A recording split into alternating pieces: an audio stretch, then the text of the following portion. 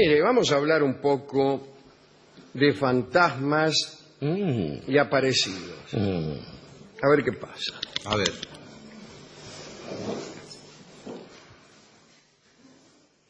Empecemos con un jurista del siglo XVIII que intentó regular ciertos aspectos del problema que planteaban las visitas espectrales. No digamos una visita contundente como una resurrección de Seyana, no, que plantea otros problemas jurídicos. Sí, ciertamente. Pero espectros que aparecen en una casa y vamos a ver qué problemas causan. A ver. Aquel hombre se llamaba Samuel Strickius. Era decano de la Facultad de Derecho y consejero privado de electores. Lo curioso acerca de sus reglas es que se incluyeron durante un tiempo en el cuerpo legal de la ciudad de Halle. Los fantasmas originaban muchas dificultades en los casos de arriendo de propiedades. Claro. Una de las preguntas que el inquilino tenía derecho a hacer era si en la vivienda aparecían fantasmas. Seguro. Y si el inquilino descubría que había fantasmas, el contrato podía darse por cancelado. La respuesta de Strickius ante estas cuestiones jurídicas fue que en caso de que los fantasmas fueran soportables, si por ejemplo solo producían algunos ruidos o gritos, bueno, el contrato debía conservar su validez. En cambio, si el fantasma era extremadamente molesto, se podía rescindir el contrato. El propietario de la casa estaba obligado a aceptar la situación, salvo en el caso de que pudiera probar que no había existido perturbación antes de la llegada del inquilino y que todos los inconvenientes habían sido provocados por la llegada de los nuevos ocupantes. Como suele ocurrir, como sabe cualquiera, que Claro, que los fantasmas acompañan a las personas. Exacto, o hay personas que tienen como desagradable virtud la convocatoria de espectros que de otra manera no se manifestaría. Bien. Si un yerno recibía de su suegro una casa encantada, ¿qué tal? Sí. Una casa encantada como parte de la dote de su esposa, podía devolverla a su esposa. No, a la casa. Por favor, señor. Y exigir que se le entregara el valor en efectivo. Dice, don Cosme, con su hija todo bien, pero la casa tiene unos fantasmas que no me dejan tranquilo. Claro. Así que llévese la casa y deme la guita. Los propietarios de casas visitadas por espectros podían también solicitar que las liberara de impuestos. Hacían una presentación ante la FIP. Claro. Decía, mire, no me lo mi va a casa, tener ahí que donde llevar la ve, mi casa tiene unos fantasmas que no me dejan en paz. Menos 35. El profesor Strickius consagró su atención a otros muchos problemas complicados. Se preguntó, por ejemplo, si en caso de asesinato era prueba suficiente que el fantasma de la víctima dijera algo acerca del crimen. Ajá. Por ejemplo, A ver. es obvio el ejemplo, ¿no? Te matan. Sí, un suponer, Dios no permita. Bueno, entonces viene un tipo, convoca a tu fantasma, aparece tu fantasma y dice, fue Gillespie. Claro. ¿Es prueba? No. Bueno. Si yo digo fue Gillespie, sí es prueba. No, si yo todavía no hablé. Claro. Vos estás vivo, loco. Mirá cómo estoy yo. Strickius estableció que se debía ser cauteloso, porque esa presencia espectral podía ser fraudulenta. Claro. Qué desconfiado el tal Strickius. Sí. Tratándose Gillespie. También se preguntó si era circunstancia atenuante que un espectro hubiera convencido al criminal para cometer el asesinato. Digo, sí, cometí el asesinato, pero en realidad fue un espectro que me llenó la cabeza, me llenó. Claro. En ese caso, Strickius anotó que era una circunstancia atenuante si se demostraba que aquel espectro había realizado frecuentes visitas y que había formulado amenazas. Ahí es otra cosa. Sí, pero bueno. Ahora pero es un poco engorroso demostrar la visita de un espectro y más aún el carácter amenazante. Y llamarlo a declarar en un juicio, claro.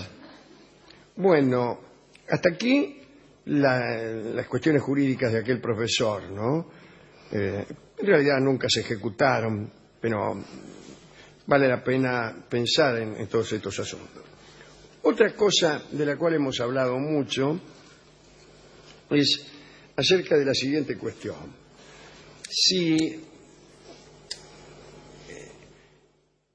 Si un cuerpo es es cortado por el medio. O Sí. sea, ponele, a vos te cortan la cabeza. Otra vez. Sí. El fantasma, Esta vez no fui yo. sí.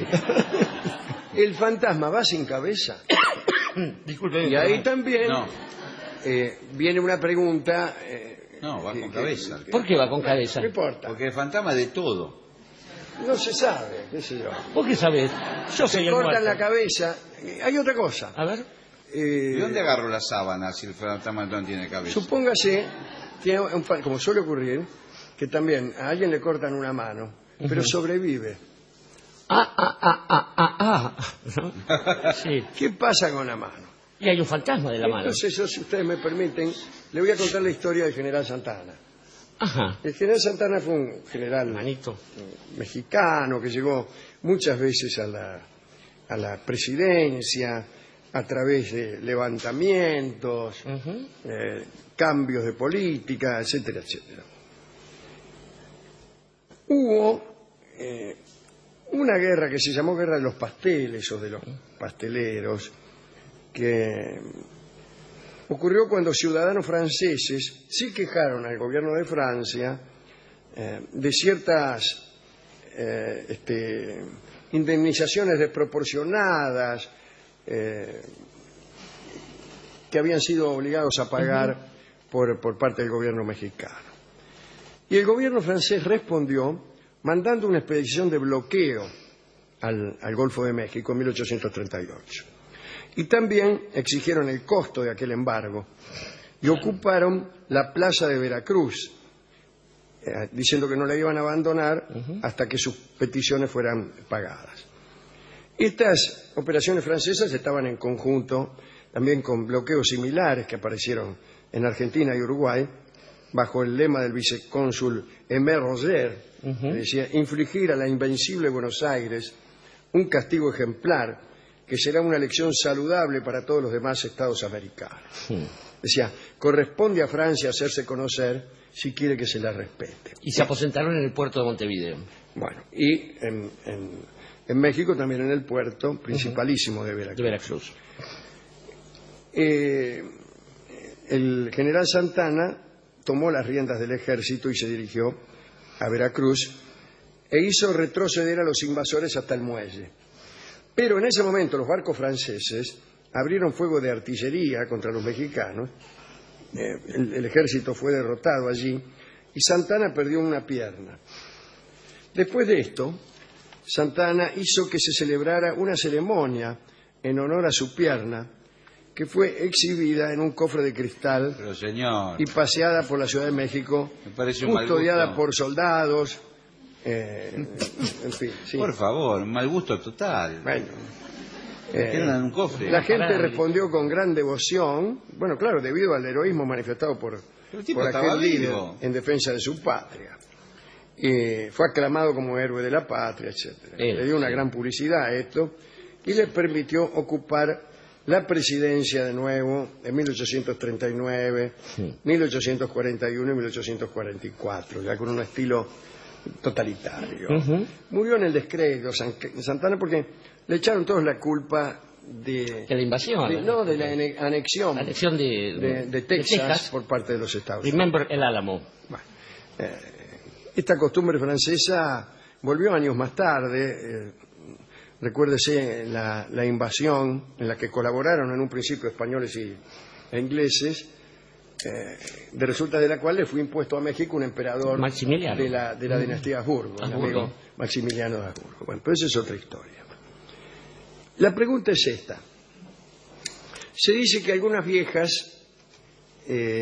la pierna fue sepultada. Sí, claro, ¿qué va a ser? Algunas viejas amenazaban a los niños diciéndole que en caso de inconducta, la pierna misma del general Santana se les iba a aparecer para propinarles puntapiés espectrales. ¿Es legítima esa amenaza, esa creencia? No, Sí. porque ¿cómo hace la patada para funcionar si no tiene dónde agarrarse? Señor, El un fantasma fantasma no responde Claro, a las a reglas las leyes de lógicas. la mecánica ordinaria de todos los Absolutamente. días. No lo sé, pero es un asunto interesante es un asunto de la pierna del general General Santana. Santana. En Sí. favor de esa tesis hay un relato del irlandés Sheridan Le Fanu que se llama La mano, y que es el fantasma de la mano. El juez Harbottle creo que era un tipo que usaba mucho, era muy mano larga si se quiere, y perdió la mano, y lo que andaba molestando al mundo era, aparecía y golpeaba los vidrios. Sí, por yo ejemplo. escribí algo parecido de un dedo. De un dedo, claro.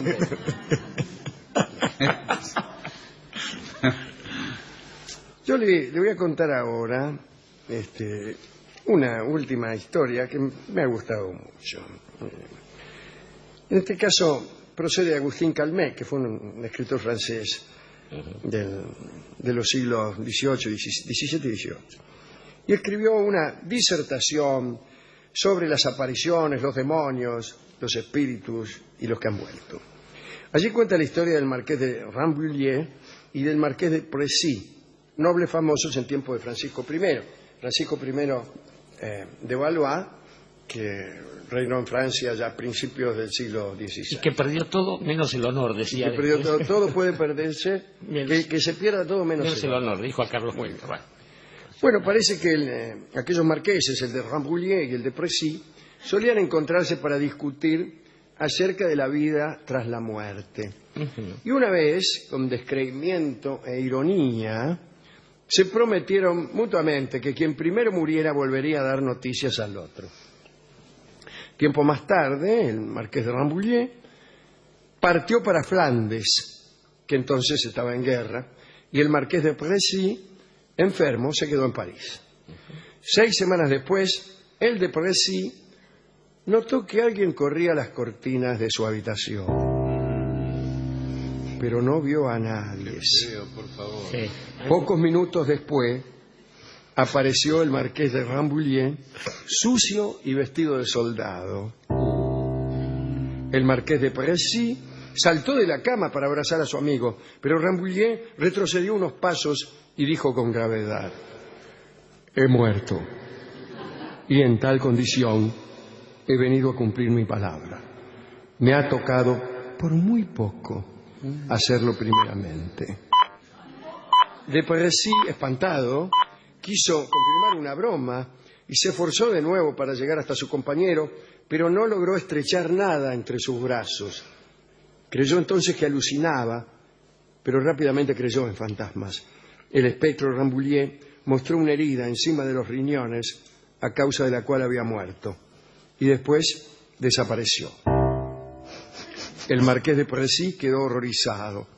Más lo estuvo cuando a las pocas semanas recibió un correo con la confirmación de la muerte del marqués de Rambouillet.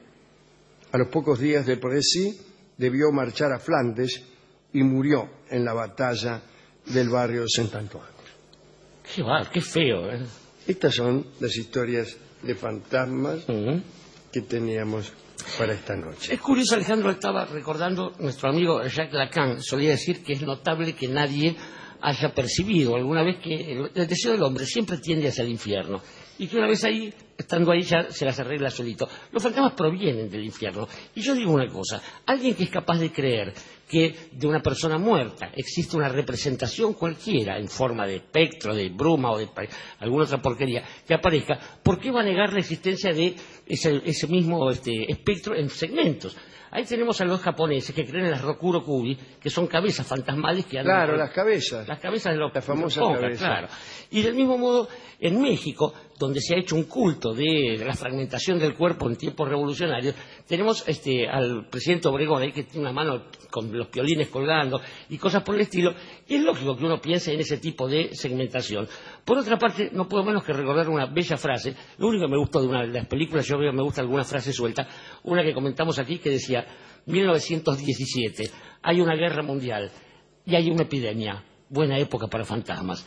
Digo, en esos momentos surgieron siempre, en los momentos en que se empieza a hablar de los fantasmas, personas que los invocan, que los convocan y que los traen, y una vez cada tanto puede ocurrir que eso se materialice de algún modo y que aparezca un fantasma después de todo. Y fíjense las proyecciones que tienen este tipo de cuestiones, digamos, no son otra cosa que una especie de memoria hecha cuerpo, hecha alguna cosa palpable. Tengo para mí que los fantasmas en general Yo escasamente creo en el más allá, imagínense, ojalá pudiera creer, nada me gustaría más que creer en los fantasmas. Pero tengo una perspectiva peor, y es que el más allá no existe. Después de la muerte no hay nada, pero los fantasmas sí existen. Y están todos acá, están alrededor nuestro, y están divididos en partes, son piernas, son manos, son cabelleras que aparecen de pronto. Eso lo asegura Joyce en el principio de su novela, que es un fantasma. Claro. Es algo que se ha ido... que ha ido bajando la intensidad de tu existencia por esto, por aquello, y al final dice por cambio de hábitos. Por cambio de hábitos, Por cambio de hábitos no está mal. Y después dice, ¿cómo? Cita al Dr. Johnson, que había dicho que nunca había visto un fantasma. Y George le dice, ¿cómo no? Si no vemos otra cosa que fantasmas. Estos que estamos aquí no somos, después de todo, más que fantasmas. Nuestra perspectiva del tiempo hace que toda la vida sea una fantasmagoría frecuente. De modo que el problema lo tienen aquellos, primero, como usted, Gillespie, que descrece una pierna, puede tener un fantasma, mire, pobrecita. no se lo quería decir y tuvo que venir el señor a decirlo. O bien, aquellos que andan buscando entre las tumbas, en los cementerios, porque si hay un lugar donde los fantasmas no se van a molestar a ir a refugiarse, es un lugar donde no se los vea. El único lugar donde no aparecen los fantasmas, querido Alejandro, es en las sombras. En las sombras es el tango que vamos a escuchar ahora. Es una versión extraordinaria. Ahora lo vamos a escuchar. Espere, no se apure, don Astor. Es un solo de bandoneón de Astor Piazzolla. En las sombras es un tango de Joaquín Mora.